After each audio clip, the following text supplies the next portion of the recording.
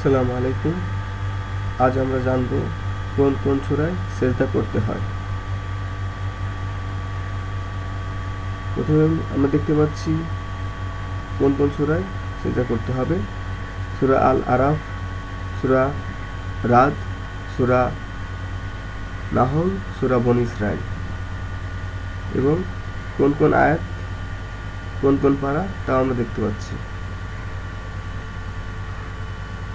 এরপর আমরা দেখতে পাচ্ছি সূরা মারিয়াম, সূরা হাজ, সূরা আল ফুরকান, সূরা নমল,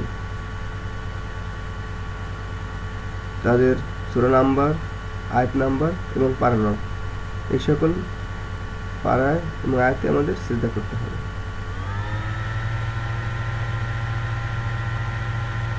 তারপর আমরা দেখতে পাচ্ছি সূরা সেজদা, সূরা সদ, সূরা হামিম সেজদা, সূরা আন নাজম, সূরা ইনশিকাক, সূরা আলাক,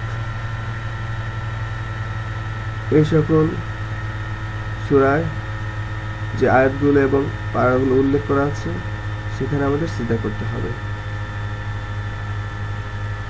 ভিডিওটি ভালো লাগলে লাইক, শেয়ার এবং অবশ্যই সাবস্ক্রাইব করতে ভুলবেন না। ধন্যবাদ।